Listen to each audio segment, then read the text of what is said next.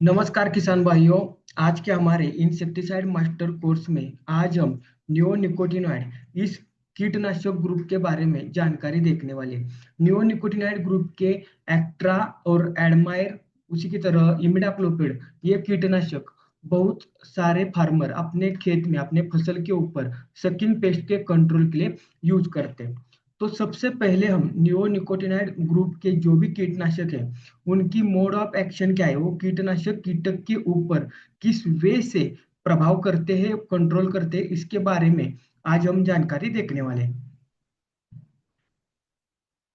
तो सबसे पहला पॉइंट आता है कि नियोनिकोटिनाइड ग्रुप के कौन कौन से मॉलिक्यूल इंडिया में बेचे जाते हैं। तो नियोनिकोटिनाइड ग्रुप का इमिडाक्लोप्रिड, यह मॉलिक्यूल इंडिया में बेचा जाता है। उसी के साथ में थाइमिथॉक्साम, यह मॉलिक्यूल इंडिया में बेचा जाता है।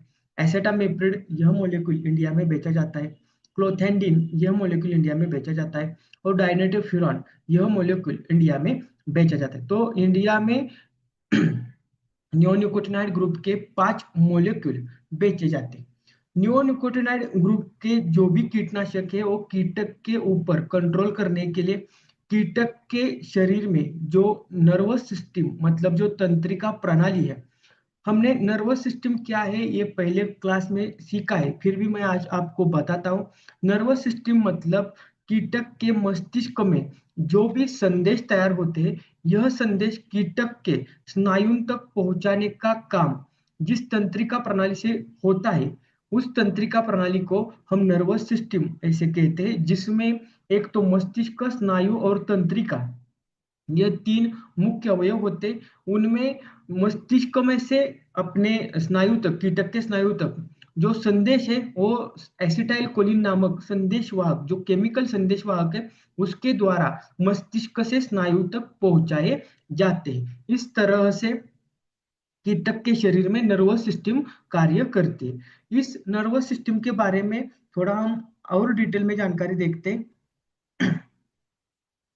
जब इस मस्तिष्क से संदेश इस दूसरे पॉइंट से, ए पॉइंट ए हो गया कीटक का मस्तिष्क, ए पॉइंट बी हो गया कीटक का स्नायु, ए पॉइंट से बी पॉइंट तक यह तंत्रिका है, और इस तंत्रिका में एसिटाइल कोलिन नामक संदेशवाहक ए से मतलब मस्तिष्क से संदेश लेके जाता है, और बी मतलब स्नायु तक पहुंचाता है, जिससे स्नायु जिस तरह से संदेश है उस तरह से रिएक्शन करते हैं। मतलब अगर स्नायु को संदेश मिला है तो स्नायु के द्वारा खाना शुरू होता है, एक जगह से दूसरी जगह स्थलांतर होता है। यह सब तंत्रिका प्रणाली की वजह से होता है। इसमें बी जो स्नायु होते, वहां पे एक निकोटोनिक रिसेप्टर नाम से एक रिसेप्टर होता है। वो रिसेप्टर क्या करता है, जो संदेश भेजे हैं उन संदेश को अट्रैक्ट करता है, उसको पहचानता है, और उसी के तरह कंटिन्यूअस स्नायु की एक्शन होती है, हलचल होती है। मगर जब हम कोई भी नियोनिकोटिनाइड ग्रुप का कीटनाशक स्प्रे द्वारा यूज करते हैं, तो वह कीटनाशक कीटक के शरीर में पाचन तंत्र से या त्वचा के माध्यम से पहुंच जाता है। पहुंच जाने के बाद सबसे पहले वो नर्वस सिस्टम में पहुंच जाता है, और नर्वस सिस्टम में जहां पे एसिटाइल कोलिन नामक संदेशवाहक चिपकता है, उसी निकोटोनिक रिसेप्टर पे जाके चिपकता है। यह डमी एसिटाइल कोलिन का काम करता है, जिससे कीटक के अंदर जो भी नर्वस सिस्टम में जो भी एक्टिविटी चल रही है वो पूरी तरह से बंद हो जाती है। कीटक का खाना बंद हो जाता है, कीटक का एक जगह से दूसरी जगह जाना बंद होता है, जिससे कीटक के ऊपर हमें कंट्रोल मिल जाता है। तो इस तरह से नियोनिकोटिनाइड के इमिडाक्लोप्रिड, थाइमिथॉक्साम, एसेटामिप्रिड, क्लोथैंडिन, डाइनेटोफ्यूरॉन, इनमें से कोई भी कीटनाशक लो, यह कीटनाशक कीटक के शरीर में पहुंचकर कीटक के शरीर में नर्वस सिस्टम में जाकर नर्वस सिस्टम में उसकी टारगेट साइट है निकोटोनिक रिसेप्टर को जाके चिपकता है, जिसकी वजह से कीटक की नर्वस सिस्टम पूरी तरह से फेल हो जाती है। कीटक जो भी संदेश पहुंचाता है वो ठीक से संदेश पहुंच नहीं पाते, जिसकी वजह से कीटक का खाना बंद हो जाता है, कीटक पैरालाइज हो जाता है, कीटक की एक जगह से दूसरी जगह हालचाल बंद हो जाती है, और अंततः कीटक का मृत्यु हो जाता है। इस तरह से नियोनिकोटिनाइड ग्रुप का कोई भी कीटनाशक कीटक के ऊपर कंट्रोल करता है। अभी देखो, किसान भाइयों, हमने अब तक कार्बामेट ग्रुप के बारे में जानकारी देखी है। वो कीटनाशक भी एसिटाइल कोलिन नाम का जो एंजाइम है, जो एंजाइम कीटक के शरीर में नर्वस सिस्टम में जो एसिटाइल कोलिन संदेश वाहक है उसका विघटन करने का काम करता है। उसको पूरी तरह से उसका प्रोडक्शन थोड़ी देर के लिए बंद करता है, जिससे कीटक के ऊपर हमें कंट्रोल करता है। मतलब कार्बामेट ग्रुप के कीटनाशक भी कीटक के नर्वस सिस्टम के ऊपर कंट्रोल करते हैं। उसी तरह ऑर्गेनोफॉस्फेट ग्रुप के कीटनाशक भी कीटक के नर्वस सिस्टम के ऊपर कंट्रोल करते हैं। उसी तरह जो फिप्रोल्स ग्रुप के कीटनाशक है वो भी कीटक के नर्वस सिस्टम पर ही कंट्रोल करते हैं। वो किस तरह से कंट्रोल करते हैं? जब भी हम फिप्रोनिल ग्रुप का कोई कीटनाशक यूज करते हैं तो यह कीटनाशक कीटक के शरीर में जाकर नर्वस सिस्टम में पहुंचकर जो भी गामा एमिनोब्यूट्रिक एसिड नाम से जो एसिड तैयार होता है, जो एसिड कीटक के मस्तिष्क पे नर्वस सिस्टम में आने वाला ट्रेस कम करने का काम करता है, उसको पूरी तरह से लॉक कर देता है, उसका प्रोडक्शन बंद कर देता है, जिससे फिप्रोनिल से भी हमें कंट्रोल मिल जाता है। उसी की तरह कल हमने पायरेथ्रॉइड्स ग्रुप का रिकॉर्डेड लेक्चर देखा। तो पायरेथ्रॉइड्स ग्रुप का कीटनाशक क्या करते हैं? तो जो वोल्टेज गेटेड सोडियम चैनल है उसको पूरी तरह से ओपन कर देते हैं, जिसकी वजह से कंटिन्यू संदेश हिट हो जाता है। कंटिन्यू संदेश हिट होने से कीटक पूरी तरह से गड़बड़ जाता है और कीटक के ऊपर हमें कंट्रोल मिल जाता है। और आज जो हमने नियोनिकोटिनाइड ग्रुप के कीटनाशक के बारे में जानकारी देख रहे हैं, उसकी भी मोड ऑफ एक्शन ऐसी है कि यह कीटनाशक कीटक के नर्वस सिस्टम के ऊपर ही कंट्रोल करते हैं और कीटक के नर्वस सिस्टम में जाकर निकोटोनिक रिसेप्टर को पूरी तरह से डिस्टर्ब करते हैं, जिससे हमें कीटक के ऊपर कंट्रोल मिल जाता है। ठीक है। तो आज तक हमने कार्बामेट, ऑर्गेनोफॉस्फेट, फिप्रोल्स, पायरेथ्रॉइड्स और जो अभी नियोनिकोटिनाइड ग्रुप के कीटनाशक देख रहे हैं, ये सारे कीटनाशक कीटक के ऊपर कंट्रोल करने के लिए कीटक के नर्वस सिस्टम को ब्लॉक कर देते हैं। ओके।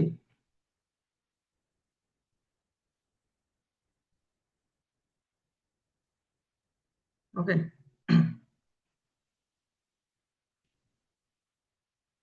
अभी हम आगे जाते हैं। अभी जो नियोनिकोटिनाइड ग्रुप है, उस नियोनिकोटिनाइड ग्रुप में हम एक मोलेक्यूल, पहला मोलेक्यूल देखते हैं। सबसे पहला मोलेक्यूल है इमिडाक्लोप्रिड। अभी हम सारे लोग इमिडाक्लोप्रिड का यूज स्प्रे, ड्रेंचिंग या ड्रिप द्वारा कर सकते हैं। ओके। तो सबसे पहले हम इमिडाक्लोप्रिड का पहला यूज किसने और कौन से क्रॉप में किस इंसेक्ट के ऊपर कंट्रोल करने के लिए किया है, इसके बारे में जानकारी देखते हैं। तो इमिडाक्लोप्रिड का जो यूज है, इसका सबसे पहला यूज 1991 में बायर क्रॉप साइंस द्वारा गेहूं और कपास की फसल में सकिंग पेस्ट के कंट्रोल के लिए किया गया। यह इमिडाक्लोप्रिड का पहला यूज था। ओके।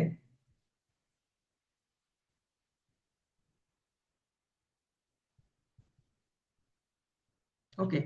तो अभी यहाँ से हमारा सबसे पहला पॉइंट आता है, इमिडाक्लोपिड का मोड ऑफ एंट्री क्या है। मतलब इमिडाक्लोपिड कीटनाशक कीटक के शरीर में किस मार्ग से प्रवेश करते हैं, यह हमें सबसे पहले जानना जरूरी है।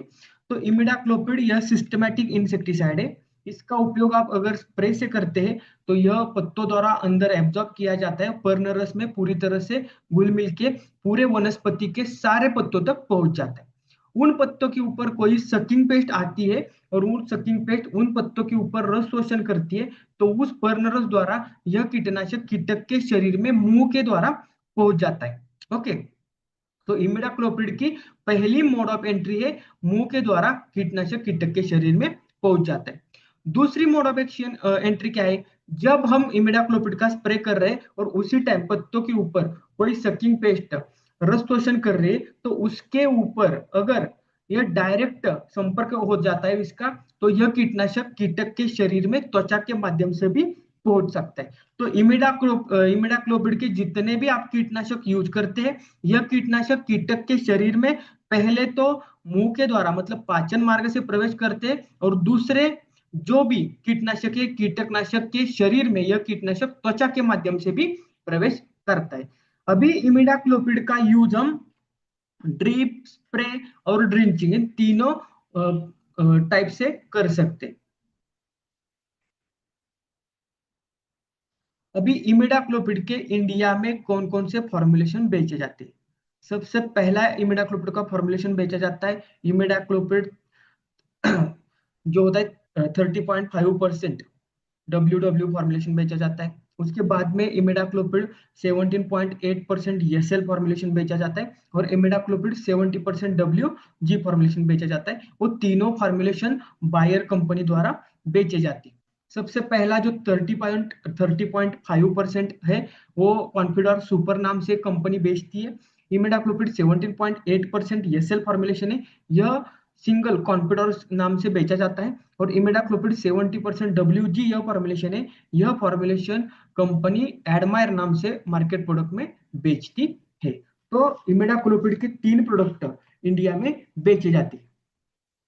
सबसे पहले जानकारी हम देखेंगे कॉन्फिडोर सुपर की। ओके, तो कॉन्फिडोर सुपर जो है उसका उपयोग, उसका रिकमेंडेशन पहले तो स्प्रे के लिए कंपनी ने किया है। अगर कॉन्फिडोर सुपर का हम स्प्रे करते तो उसका एब्जॉर्प्शन रेट अच्छा है, तो पत्तों द्वारा एक समान फैल जाता है पत्तों के ऊपर और पत्तों द्वारा अंदर एब्जॉर्ब किया जाता है, अवशोषित किया जाता है, जिससे सारे पत्तों को कवरेज मिलता है। और इन पत्तों के ऊपर कोई भी सकिंग पेस्ट अगर रस शोषण करती तो उसके शरीर में यह आसानी से पहुंच जाता है। ओके, मोस्ट ऑफ यह पत्तों द्वारा अंदर एब्जॉर्ब करने के बाद जाइलम पेशी द्वारा जो भी नए लीव्स या नए शूट्स है वहां तक आसानी से पहुंच जाता है, जिससे हमें सकिंग पेस्ट के ऊपर अच्छे से कंट्रोल मिल जाता है। इसका उपयोग हम धान में बीपीएच के कंट्रोल के लिए कर सकते हैं। उसी के साथ में कपास में जो भी सकिंग पेस्ट है जैसे माहू है, उसी के साथ में व्हाइट फ्लाई मतलब सफेद मक्खी है, जैसिड है, थ्रिप्स है, उन सारे सकिंग पेस्ट के कंट्रोल के लिए कर सकते हैं। उसी के साथ में जो लिप माइनर आती है उसके कंट्रोल के लिए भी हम कर सकते हैं। उसी के साथ में गन्ने में अर्ली शूट बोरर के कंट्रोल के लिए भी हम कॉन्फिडोर सुपर का यूज कर सकते हैं। टमाटर, बैंगन, मिर्च जैसे वेजिटेबल क्रॉप में हम एपिड, जैसिड, थ्रिप्स और सफेद मक्खी के कंट्रोल के लिए हम कर सकते हैं। अभी इसका उपयोग हम किस तरह से करना चाहिए इसके बारे में मैं आपको जानकारी देता हूँ। पहले तो हम इमिडाक्लोपिड का जो कॉन्फिडोर सुपर है इसका उपयोग अगर खरीफ हंगाम में जो क्रॉप होते हैं जिसमें अरहर होता है, सोयाबीन होता है, कपास होता है, यह मेजरली क्रॉप किए जाते हैं। तो इन क्रॉप में इसका उपयोग आप सकिंग पेस्ट के कंट्रोल के लिए ओवरऑल क्रॉप के किसी भी लाइफ स्टेजेस में कर सकते हैं। ओके, बट इसके एक ध्यान में आपको रखना चाहिए, अगर आप कॉन्फिडोर सुपर हो, उसी के साथ मतलब इमिडाक्लोपिड हो, थाइमिथॉक्साम हो, एसिडामिप्रिड हो, यह जो कीटनाशक है नियोनिकोटिनाइड ग्रुप के, इन कीटनाशकों का उपयोग ज्यादा से ज्यादा 1 से 2 बार आप एक फसल में कर सकते हैं। अगर इससे अधिक बार अब आप इसका उपयोग करते हैं तो इसका रिजल्ट आपको नहीं मिलता, बिकॉज ऑफ यह जो कीटक है, यह कीटक नियोनिकोटिनाइड ग्रुप के विरुद्ध रेजिस्टेंट डेवलपमेंट करते, जिससे हम कितना भी स्प्रे कर ले इन ग्रुप में जो भी कीटनाशक है इनका, तो हमें कंट्रोल नहीं मिल पाता। इसलिए कॉन्फिडोर सुपर या कोई कॉन्फिडोर या किसी भी नियोनिकोटिनाइड ग्रुप का कीटनाशक का स्प्रे करने से पहले आपको यह ध्यान में रखना चाहिए कि उसका उपयोग हमने पहले कितनी बार किया है और आगे हमें कितनी बार करना है। तो मोस्ट ऑफ सारे क्रॉप में इसका उपयोग ज्यादा से ज्यादा आप 2 से 3 बार कर सकते हैं। ओके, तो मैं तो आपको रिकमेंड करूंगा कि आप 2 बार कीजिए। अगर तीसरी बार भी करना है तो 2 स्प्रे का अंतर आपको 30 दिन से ज्यादा का रखना पड़ेगा, जिससे रेजिस्टेंस मैनेजमेंट करने में हमें आसानी हो जाएगी। ओके, तो हमें कॉन्फिडोर सुपर के बारे में यह बात ध्यान में रखनी चाहिए कि जो हम नियोनिकोटिनाइड ग्रुप के जितने भी कीटनाशक यूज कर रहे हैं इनका रेजिस्टेंस मैनेजमेंट करने की स्टेप हमें फॉलो कर लेनी चाहिए। ठीक है, अभी कॉन्फिडोर सुपर के बारे में हम वेजिटेबल क्रॉप में देखते हैं। वेजिटेबल क्रॉप में आप सबको पता है टमाटर है, बैंगन है, मिर्च है, जितने भी वेजिटेबल क्रॉप आप लगा रहे हो, इन वेजिटेबल क्रॉप में पहले 30 दिन मुझे जब भी वेजिटेबल क्रॉप में वेजिटेटिव स्टेज शुरू हो जाती है 15 डेज से 35 डेज के बीच, उस स्टेज में प्लॉट में अच्छे से ब्रांचिंग होता है, अच्छे से शूट निकलते हैं, नए वाले लीफ निकलते हैं। इससे क्या होता है, पूरे प्लॉट में हरापन बढ़ जाता है, जिससे हमें इस पर हमें कंट्रोल करने के लिए जब हम इसका उपयोग करते हैं, नियोनिकोटिनाइड ग्रुप के किसी भी कीटनाशक का उपयोग करते हैं तो हमें अच्छे से कंट्रोल मिल जाता है। तो वेजिटेबल क्रॉप में आप इसका उपयोग 15 डेज से 35 डेज के बीच अगर करते तो आपको व्हाइट फ्लाई हो, एपिड हो, जैसिड हो, थ्रिप्स हो, उसी के साथ में लिप माइनर हो, इन जैसे कीटकों के ऊपर अच्छी तरह से कंट्रोल मिल जाता है। ओके, उसी के साथ में गन्ना आप लगाते हो, गन्ना लगाने के बाद जब गन्ना 40-45 दिन का होता है तो उसमें अर्ली शूट बोरर का प्रॉब्लम बहुत ज्यादा आता है। तो उसके कंट्रोल के लिए भी आप कॉन्फिडोर सुपर का उपयोग अच्छी तरह से कर सकते हैं। ठीक है, उसी तरह आम, संतरा, अंगूर में मिलीबग का प्रॉब्लम जो आता है, तो मिलीबग के कंट्रोल के लिए आप कॉन्फिडोर सुपर का यूज कर सकते हैं। इसके लिए आपको हाई वॉल्यूम में स्प्रे करना जरूरी है। जो फ्रूट क्रॉप होते हैं उसमें हाई वॉल्यूम में स्प्रे करना मतलब एकड़ में 400 लीटर, 400 लीटर तक आपको पानी स्प्रे करने के लिए यूज करना चाहिए, जिससे आपको कंट्रोल मिल जाता है। तो आपको वेजिटेबल क्रॉप में तो 200 लीटर पानी यूज करोगे तो सफिशियंट है, मगर आपको फ्रूट्स क्रॉप में, मोस्ट ऑफ मैंगो, आम के क्रॉप में आपको 400 लीटर से ज्यादा का पानी स्प्रे के लिए यूज करना जरूरी है, जिसे हम हाई वॉल्यूम स्प्रेइंग कॉन्सेप्ट कहते हैं। अभी आगे का जो प्रोडक्ट है वो है इमेडाक्लोपिड 17.8% ESL, जिसे हम बायर का कॉन्फिडोर कहते हैं। ओके, बायर का कॉन्फिडोर का मार्केट प्रोडक्ट तो आप सभी को पता है। यह प्रोडक्ट पहले कॉन्फिडोर निकला, फिर कॉन्फिडोर सुपर का इनोवेशन किया गया। कॉन्फिडोर सुपर में जो भी एक्टिव इंग्रेडिएंट है उसका प्रमाण थोड़ा बढ़ा के यूज किया गया है। अभी कॉन्फिडोर का उपयोग आप उन्हीं सब क्रॉप में कर सकते हैं जहां पे आप कॉन्फिडोर सुपर करना चाहते थे, आपको कॉन्फिडोर सुपर नहीं मिला तो आप कॉन्फिडोर का उपयोग कर सकते हैं। अभी मोस्ट ऑफ कॉन्फिडोर और कॉन्फिडोर सुपर में अगर हमें चूज करना पड़े तो आप कॉन्फिडोर सुपर को चूज कीजिए। ओके, उससे रेजिस्टेंस मैनेजमेंट भी हो जाता है और उसके रिजल्ट भी आपको अच्छे से मिल पाते हैं। ठीक है, अभी जो हमारा तीसरा इसमें फॉर्मुलेशन है वो फॉर्मुलेशन है इमिडाक्लोप्रिड 70% WG। यह मतलब बायर का एडमायर। अभी आप सभी को पता है कि बायर का जो एडमायर प्रोडक्ट है वो WG फॉर्मुलेशन में आता है। तो पहले तो इस प्रोडक्ट का उपयोग हम कहाँ कहाँ कर सकते हैं, देखो पहले तो इसका उपयोग हम स्प्रे से तो कर सकते हैं, कोई प्रॉब्लम नहीं है। उसका उपयोग हम ड्रेंचिंग से कर सकते हैं, कोई प्रॉब्लम नहीं। इसका उपयोग हम ड्रिप द्वारा भी कर सकते हैं। तो इमिडाक्लोपिड 70% WG का उपयोग हम स्प्रे, ड्रेंचिंग और ड्रिपिंग तीनों तरीके से कर सकते हैं। अब स्प्रे से करते हैं, देखो इसमें 70% WG फॉर्मुलेशन में अगर इसका उपयोग हम करते हैं तो आपको किसी भी क्रॉप में सकिंग पेस्ट के ऊपर अच्छे से कंट्रोल मिल जाता है। उसी के साथ में इसका फाइटोटोनिक इफेक्ट क्या है, देखो इसमें WG फॉर्मुलेशन होने के कारण इमिडाक्लोपिड एडमायर का स्प्रे करने के बाद पूरे प्लॉट में ग्रीनरी आ जाती है, पूरा प्लॉट ग्रीन हो जाता है, जिससे फोटोसिंथेसिस भी बढ़ जाती है, जिससे प्लांट में वेजिटेटिव ग्रोथ, जो भी ग्रोथ चल रही है वो ग्रोथ ठीक से हो जाती है। तो इसका फाइटोनिक इफेक्ट बहुत ज्यादा है। उसी के साथ में अगर हम एडमायर का उपयोग पहले, देखो ड्रेंचिंग का, जब मैं वेजिटेबल क्रॉप में पहले ड्रेंचिंग का शेड्यूल बनाता हूँ। ओके, तो ड्रेंचिंग का शेड्यूल में मैं दो स्टेप फॉलो करता हूँ। अगर नर्सरी में कोई भी नियोनिकोटिनाइड ग्रुप का मॉलिक्यूल यूज किया गया है तो मैं पहले ड्रेंचिंग में जंप यूज करता हूँ, जो मैंने आपको बताया था फिप्रोनिल 70% जिसमें आता है वो प्रोडक्ट मैं यूज करता हूँ, जंप। और अगर नर्सरी में कोई भी इमिडाक्लोपिड का स्प्रे नहीं गया है तो मैं पहला स्प्रे ड्रेंचिंग करता हूँ बायर का, एडमायर का। तो मोस्ट ऑफ में वेजिटेबल में मेरा जो पहला ड्रेंचिंग होता है वो पूरा परफेक्ट होता है, जिससे अच्छे वाले रिजल्ट आपको मिल जाते हैं। उसमें मैं पहला यूज करता हूँ बायोस्टैट कंपनी का रोको फंगीसाइड।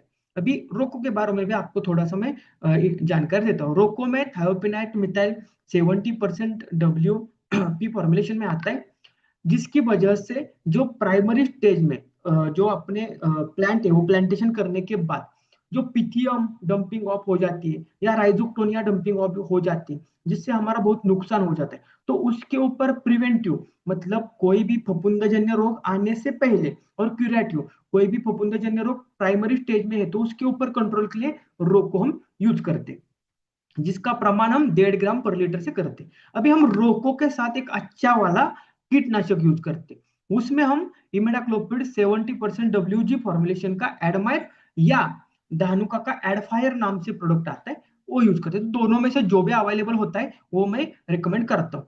तो एडमायर का यूज करने से क्या होता है, वो हम ड्रेंचिंग से देते हैं। ड्रेंचिंग से करने के बाद अगर सॉइल में कोई ब्लैक कट वर्म या कोई इल्ली वगैरह होती है या दीमक वगैरह होता है, तो उसको यह कांटेक्ट के माध्यम से कंट्रोल करता है, उसके शरीर में त्वचा के माध्यम से पहुंच जाता है। तो हमें सॉइल में जितने भी इंसेक्ट है उनके ऊपर भी कंट्रोल मिलता है। उसी की तरह इसका यूज करने से हम रूट रूट जोन में इसका उपयोग करते हैं, ड्रेंचिंग मतलब।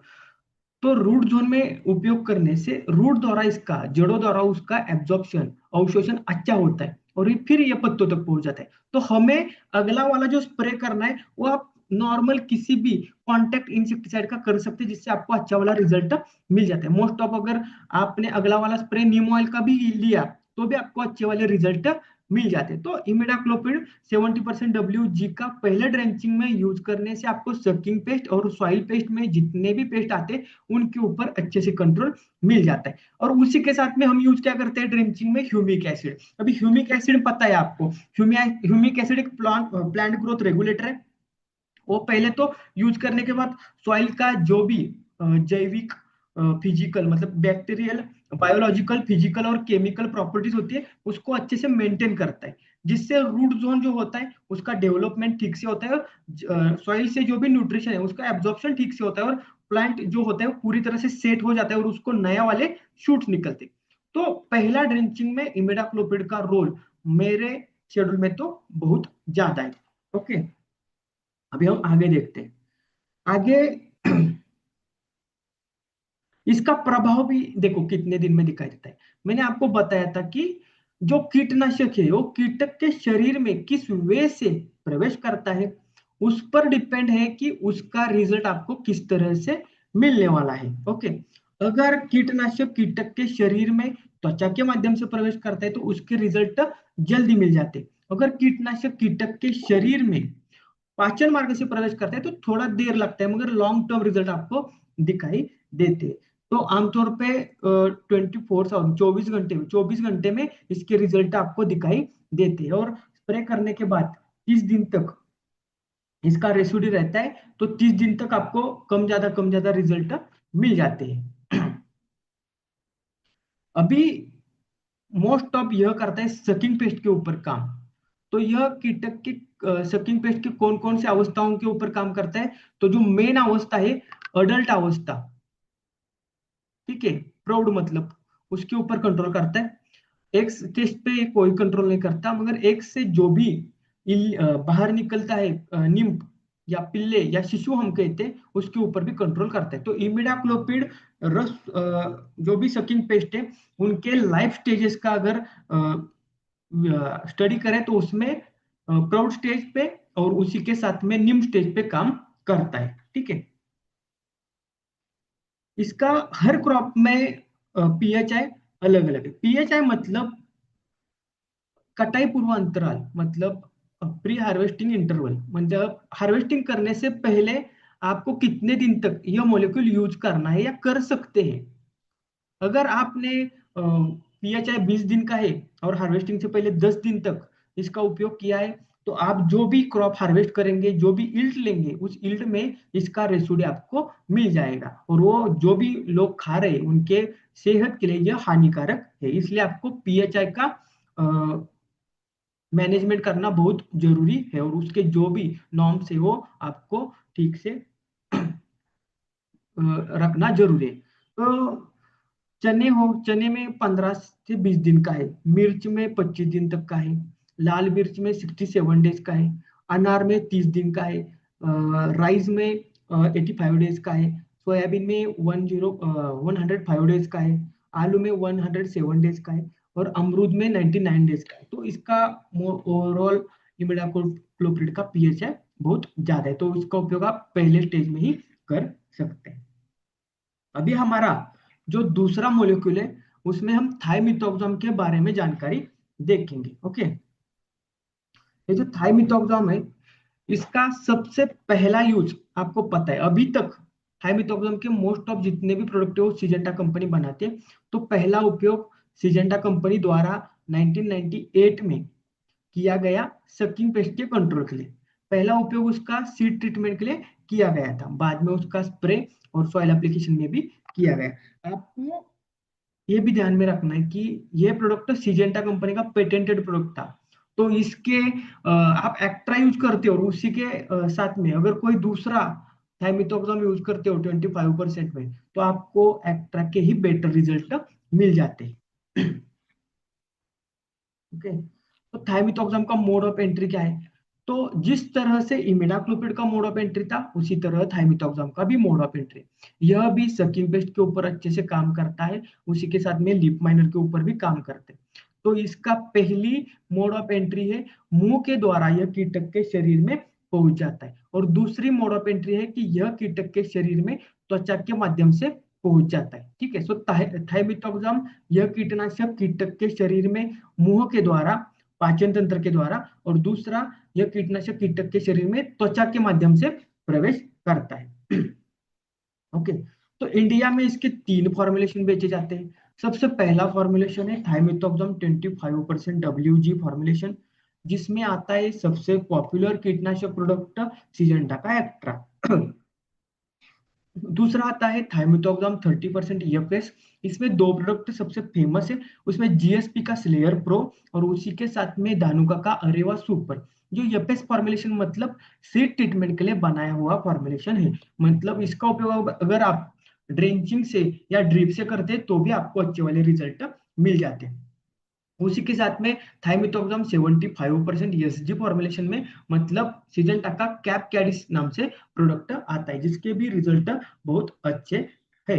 तो सबसे पहले हम सिजेंटा के एक्ट्रा के बारे में जानकारी लेते हैं। एक्ट्रा का कंपनी द्वारा रिकमेंडेशन धान में प्लांट हॉपर के लिए, कपास में सकिंग पेस्ट के कंट्रोल के लिए, गन्ने में दीमक के कंट्रोल के लिए, उसी के साथ में सब्जियों में सकिंग पेस्ट के कंट्रोल के लिए, जो भी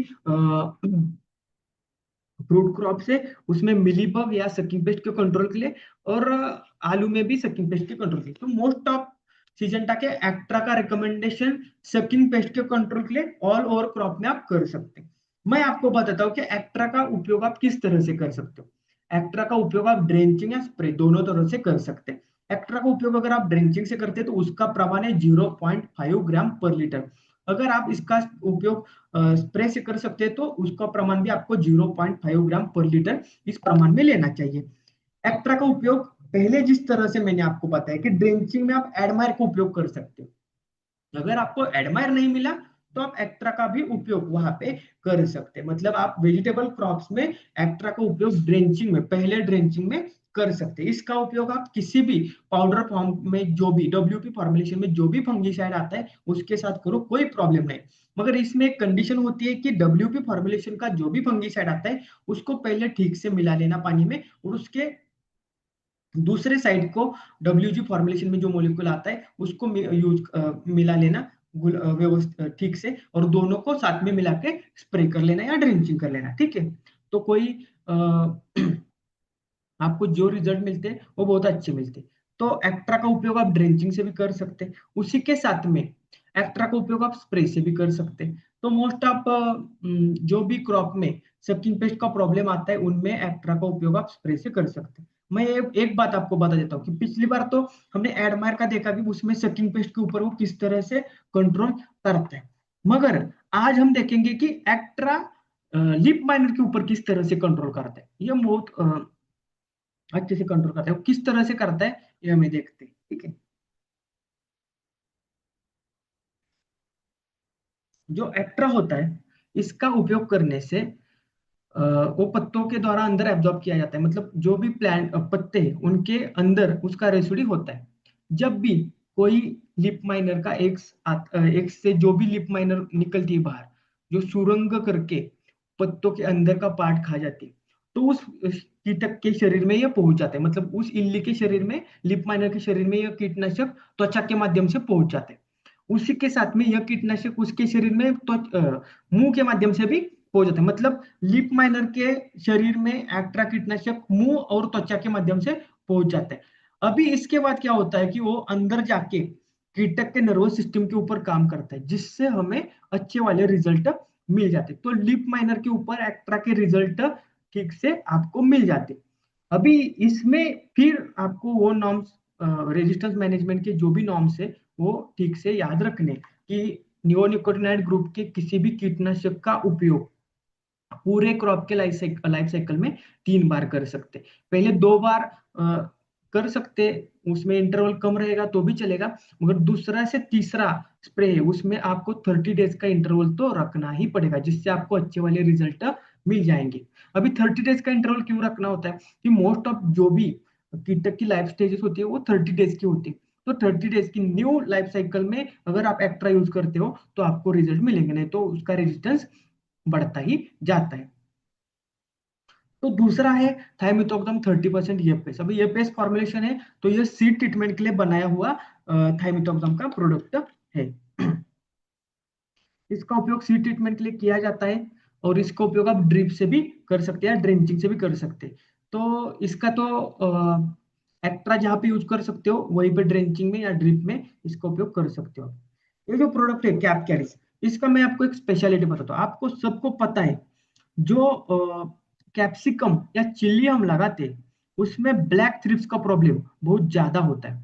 तो ब्लैक थ्रिप्स के रिजल्ट के लिए आपको कैप कैरिस ड्रेंचिंग या ड्रिप से यूज करना जरूरी है। अगर आप ड्रिप से यूज करते हैं तो उसका रिजल्ट आपको ब्लैक ब्लैक थ्रिप्स के ऊपर मिल जाता है, बिकॉज ऑफ ये सिस्टमेटिक है तो रूट द्वारा एब्जॉर्ब किया जाता है और ऊपर नए वाले शूट्स के ऊपर शूट तक ये पहुंच जाता है, जिससे हमें ब्लैक थ्रिप्स के ऊपर कंट्रोल मिल जाता है। मगर आपको एक ही टाइम नीचे से भी देना है और एक ही टाइम ऊपर से अच्छा वाला कॉन्टेक्ट इंसेक्टिसाइड भी यूज करना है, ठीक है। तो यह काम भी ठीक से होता है।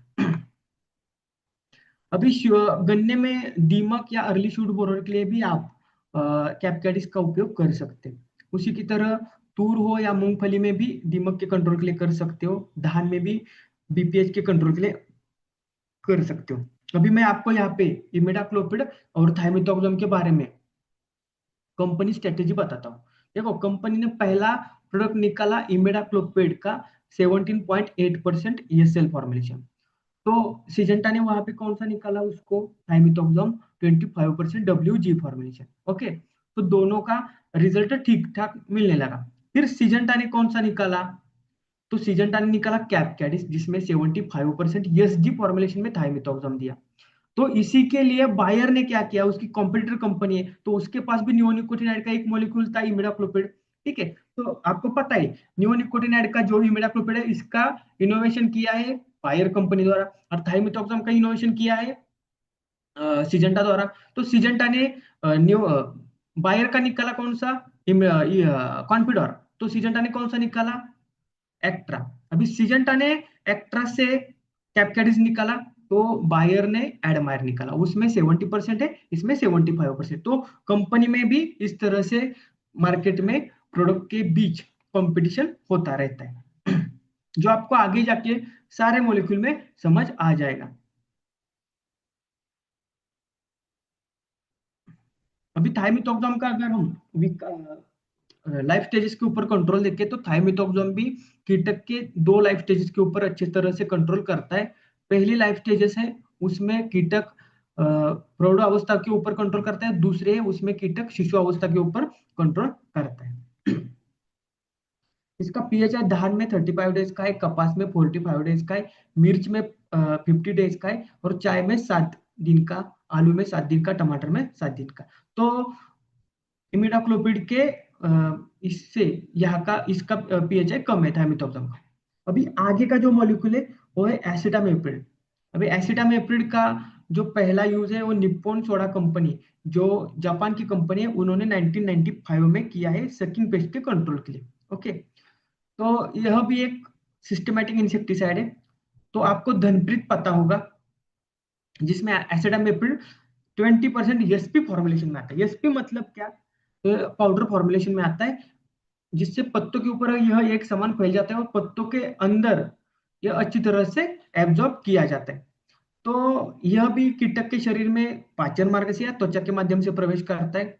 इसका मार्केट प्रोडक्ट धानुका का धनप्रीत आता है, जो आप कपास में कॉटन के कंट्रोल के लिए यूज कर कपास में सकिंग पेस्ट के कंट्रोल के लिए, मिर्च में सकिंग पेस्ट, मतलब यह भी product most of sucking paste के कंट्रोल के लिए आप यूज कर सकते हैं। इसका भी प्रभाव आपको यूज करने के बाद 24 आवर्स में दिखाई देता है, 20 दिन तक के इसके रिजल्ट आपको मिल जाते हैं। यह भी कीटक की अगर जीवन अवस्थाओं का विचार करें तो प्रौढ़ावस्था और शिशु अवस्था के ऊपर काम करता है। इसका भी पीएचआई सब्जियों में 7 दिन का, कपास में 21 दिन का, जो फ्रूट क्रॉप है उसमें 30 डेज का, और धान में 21 दिन का है। आगे का जो नियोनिकोटिनाइड ग्रुप का मोलिक्यूल है उसमें क्लोथैंडिन मोलिक्यूल आता है।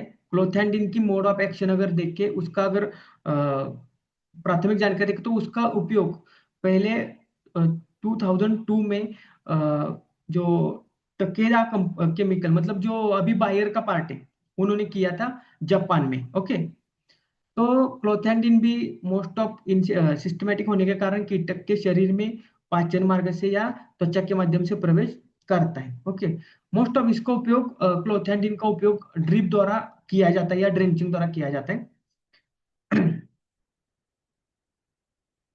इसका क्लोथैंडिन 50% WDG फॉर्मुलेशन, मतलब बाय सुमिटोमो का डेंटासो जो प्रोडक्ट आता है उसमें इसका उपयोग किया जाता है। यह भी सकिंग पेस्ट के कंट्रोल के लिए यूज किया जाता है। इसके भी रिजल्ट आपको स्प्रे करने के बाद 24 आवर्स में दिखाई देते हैं। फिर क्लोथैंडिन का अगर इस पर देखें विकास अवस्थाओं पे कीटक के, तो यह भी विकास अवस्थाओं में कीटक के प्रौढ़ावस्था और उसी के साथ में शिशु अवस्थाओं के ऊपर कंट्रोल करता है। इसका पीएचआई धान में 30 दिन का है, आलू में 7 दिन का है, कपास में 21 दिन का है, और मक्का जैसे क्रॉप में 21 दिन का है। आगे का जो आखिरी मोलिक्यूल है डाइनेटोफेरॉन, यह मोलिक्यूल भी निप्पॉन सोडा कंपनी द्वारा 1995 में जापान में यूज किया गया सकिंग पेस्ट के कंट्रोल के लिए। इसमें यह भी कीटनाशक सिस्टमेटिक होने के कारण कीटक के शरीर में पाचन मार्ग से और मुंह, मतलब मुंह से क्यों या त्वचा के माध्यम से प्रवेश करता है। इसमें इंडिया में डायनोडोफेरॉन 20% ESG फॉर्मुलेशन, जो इंडोफिल का टोकन प्रोडक्ट आता है, इसका उपयोग किया जाता है। ओके, तो यह भी सकिंग पेस्ट के कंट्रोल के लिए ड्रिप या स्प्रे से आप कर सकते हैं। इसके भी रिजल्ट आपको 24 आवर्स में दिखाई देते हैं। इसका भी अगर विकास अवस्थाओं पे देखें तो यह भी कीटक के प्रौढ़ावस्था और शिशु अवस्था के ऊपर कंट्रोल करता है। ओके, इसका पीएचआई 35 डेज का है, 3 से 7 दिन तक का सब्जियों में है, कपास में 21 दिन का है। अभी मैं आपको नियोनिकोटिनाइड के बारे में थोड़ा सा जानकारी, ये जो प्रोडक्ट हमने देखे उसमें पहला हमने प्रोडक्ट देखा कौन सा, इमिडाक्लोपिड में कॉन्फिडर, तो उसका उपयोग आप स्प्रे से करो। कॉन्फिडर सुपर का उपयोग भी आप स्प्रे से करो। एडमार जो प्रोडक्ट आता है उसका उपयोग आप स्प्रे या ड्रिप से या ड्रेंचिंग से कर सकते हैं। ठीक है, दूसरा मॉलिक्यूल था थाइमिथोक्सम। थाइमिथोक्सम में जो एक्ट्रा आता है उसका उपयोग आप ड्रेंचिंग से भी कर सकते हैं या स्प्रे से भी कर सकते हैं। ठीक है, उसी के साथ में दूसरा प्रोडक्ट आता था अरेवा सुपर, जिसमें 30% एफएस फॉर्मुलेशन में आता है, तो उसका उपयोग आप सीड ट्रीटमेंट के लिए भी कर सकते हैं। तो कोई भी क्रॉप हो उसमें सीड ट्रीटमेंट हो या रोप प्रक्रिया हो, फिर प्याज की क्रॉप हो, प्याज की जो भी प्लांट हो उसके लिए रोप प्रक्रिया करनी है, या कोई टमाटर का या कोई बैंगन का रोप प्रक्रिया करनी है, तो भी आप अरेवा सुपर का उपयोग कर सकते हैं।